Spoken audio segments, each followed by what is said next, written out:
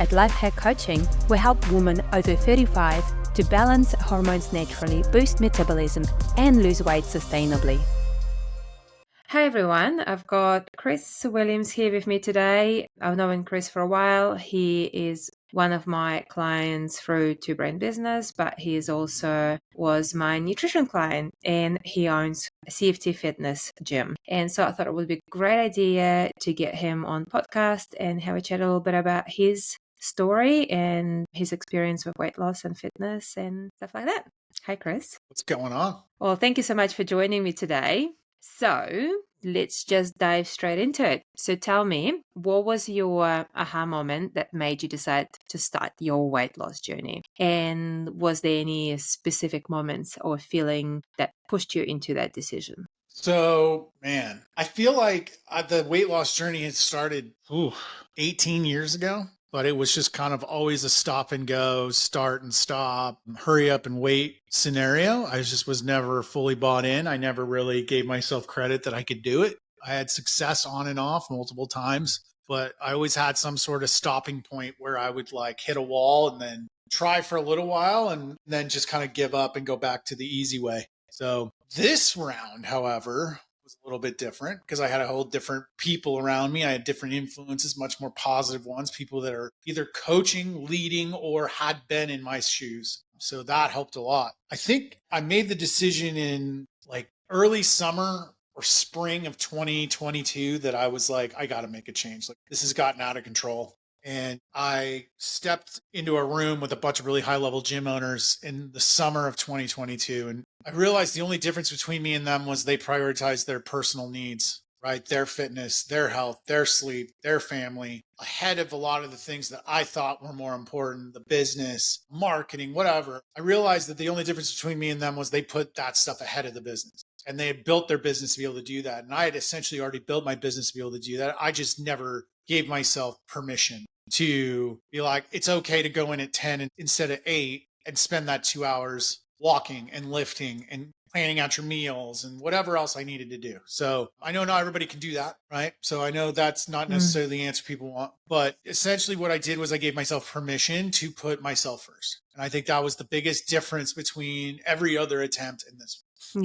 Yeah. And remind me, how much weight have you lost since you fully committed to your health and wellness? 85 pounds. That's a lot of weight. That's like carrying extra a child. How many pounds? 85? Yeah. It would be divided by 2.2.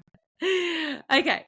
Next question. All right. So tell me, how has your background as a gym owner and also trainer, because you coach, right, influenced your approach to your own weight loss? Like, did it change how you view fitness for yourself? Oh, absolutely. I think more than anything, it changed how I look at fitness. I think I've always had an empathy and a respect for people trying to change. So in 2022, I was basically on the way out from coaching. I was essentially on my way out to retirement from coaching. I've coached maybe a dozen times in the last 3 years. But I always had that empathy. I always had that ability to see things from their perspective of all the struggles that other people that maybe haven't been through something like that can't see. And I'm able to kind of be like, hey, you need to change your perspective and realize like there's probably a lot of other things going on that are restricting them from doing the things you want. But from a fitness standpoint, I 100% realized that doing something will always be better than nothing. So for me, a 10-minute workout of just push-ups, as many push-ups as I can in 10 minutes is always going to be better than just letting the whole day go by without doing anything. Yeah, exactly. And it's interesting you mentioned, you always had empathy for people that are trying to make a change, but when you start going through this journey, it'll help you to understand even better. I went through the same thing. I was always on the smaller side before I've gained 30 kilos, which is like over 60 pounds. And after having kids, I was like, that's it, enough is enough, and I need to lose it. And only then I realized what struggles are people going through in their head when you have to lose so much weight. It's not like 1 or 2 kilos. I just want to lose quickly 1 or 2 kilos. It's a huge amount of weight to move. It's a big journey. And I feel like if I was to hire a coach, I would want to actually has been in my shoes in the past, because they will understand what I'm going through rather than some other coaches that never been on a larger scale, so have never struggled with certain issues. And yes, they can coach and they can empower and encourage you. But personally, I would prefer someone who has been there, who understands the struggles, that understand the mindset shift that needs to happen. Definitely. Yeah. So, what was one of your biggest challenges that you faced when you were trying to balance running CFT Fitness and also prioritizing your personal health? Probably the change of my schedule, like telling people, hey, I'm not available. Like my key staff that talks to me the most, they got pretty good about knowing when I was in the gym because I get kind of aggressive when I work out at home in my garage because I'm a little too just not in the right mind frame to be around other people, especially paying clients. So they kind of got good about realizing like they'll call me and I'm in a fairly agitated mood. It's because I'm in the gym and I'm releasing all of this like stress and aggression in the gym. And I think that was probably the hardest part was like getting them to realize like, if you know I'm in the gym, it's probably not a good time unless it's an emergency to call or text me because you're just be real short and blunt because I'm in that mindset. I'm in that attack, the workout mindset. So for me, it was more of the spacing it out because I like doing fasted cardio in the morning and then still doing a lifting session in the afternoon. So for me, it was like finding that balance and making people realize like this time I'm not going to like reschedule it so we can have a 15-minute meeting about something that realistically probably doesn't even need. Yeah, as a business owner, it's a bit of, or for any busy professional, it's a bit of balancing act, trying to balance the work, family, the workouts, taking care of yourself. But I always try to remind myself that you can't pour out of empty cup. If you can't take care of yourself, how could you take care of others? And as a business owner, we have responsibility for others, people that work for us. And if we not looking after ourselves, we won't have anything to give and we won't be able to lead them well and look after them and making sure that they've been looked after. So it's, leading by example is really important, but also setting out boundaries is quite important. Setting or booking appointments with yourself for your workouts, booking appointments for yourself to eat the right foods and nourish your body, and setting some boundaries with the sleep and family time and things like that, because it's all part of the holistic well-being, is making sure that your lifestyle is balanced. Yeah. Prioritization. You have to Yeah. prioritize yourself. And it's something I think all of us, especially parents, we struggle with the guilt of prioritizing ourselves over our kids or prioritizing ourselves over our spouse or whatever it may be. But I came to the conclusion I want my son to see that I prioritize fitness from an early age. So, because I do believe he will also have that ingrained in him. And even now at 6 years old, he'll spend 5 minutes in the gym almost every day. Dad, we got to go out there and work out. So, it's like little things like that. I know the little eyes are watching. And it's like me telling him no for months, like, no, I have to go work out. No, I cannot hang out with you on the couch, but I will in an hour when I'm done. It's paying off now in spades, telling them that for the last 2 years. Yeah, the kids are such as sponges. Say monkey see, monkey do. Like if they see you working out, if they see you taking care of your health, eating protein and eating vegetables, they will copy. They will copy your behaviors. They will copy your habits. So I remind myself, if I want my kids, like, we go through the stages where like, I really don't care about myself right now. But if you care about your kids, if you care about people around you, you have to lead by example. And so I always remind myself, if I want my kids to be healthy or take care of themselves, I have to show them that I take care of myself, because they will mimic that behavior. Exactly. Hardest part for you when it comes to nutrition? For me, it was the consistency. It was probably the first month for sure of just, telling myself that it's not okay to just dabble in something you're not supposed to have. For me, I was always, even when I was successful, I was always a snacker and I always had granola, or if I'm not supposed to have granola, the granola was in there. Like it was always something that like wasn't on the list of foods I should be eating that I would always have. And it was always an excuse of, well, I'm still losing weight. And this time I was like, nope, first 30 days, you've decided you're eating a certain way and only eating these foods, and that's it. You're not allowed to like bend the rules. Like we have to prove. And I think I ended up going 55 days. Like I led it right up to a staff member's wedding. And I was like, I'm just going to go all the way up to her wedding. No bending, no breaking. And then wedding weekend, free for all. You can eat whatever you want all weekend. And then it's right back to it. And it worked because I'd gone so long without bending, without any outside interference, that after that weekend, I was able to snap right back to it. But I think if I had been bending the entire time, I might not have gotten back. So did you find that going cold turkey worked the best for you? Yeah, I did, because I'm the type of guy that, like, didn't matter if it was smoking, drugs, alcohol. If I start, that ball is just going to pick up steam. And it's the same thing with food. If I allow myself to have a bag of Doritos, it's going to be 5 bags of Doritos, a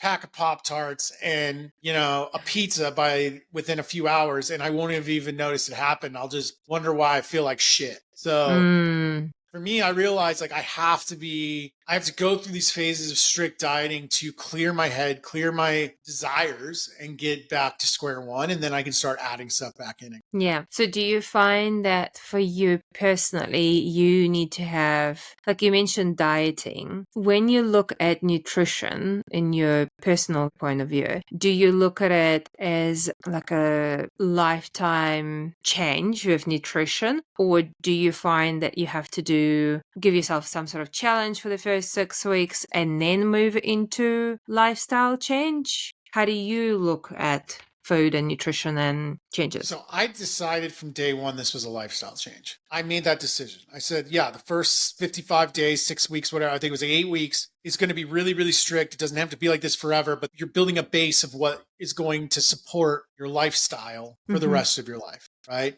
It will be less strenuous than this, but this is ultimately the base of what will support you. And what I realized was, now, over 2 years later, I eat a lot of other things. Like, I have a much broader diet, but it's because I basically looked at myself like a baby. I'm like, if I was 2 years old and just starting to eat again, and I had choices and I could see things and make decisions, what would I want my 2-year-old to eat, right? If they didn't know any better. And I was like, okay, it's going to be meat. It's going to be some basic veggies that don't make my tummy hurt, which is only a handful. And it's going to be mainly red meat and some like chicken and stuff like that. I just prefer red meat. So for me, that was an easy choice. Something I can eat all the time and I never get tired of it. And then I was like, I don't really need carbs because my body doesn't really react well to carbs. It never has. Carb heavy diet for performance. My body just does not lose weight. It just holds on to everything. So I went lower carb because that just seems to work for my body. And like, that's it. Like, you got your red meat. You can have chicken if you want it, turkey, whatever, if you want to switch it up. But for me, I don't get tired of red meat. So that was easy.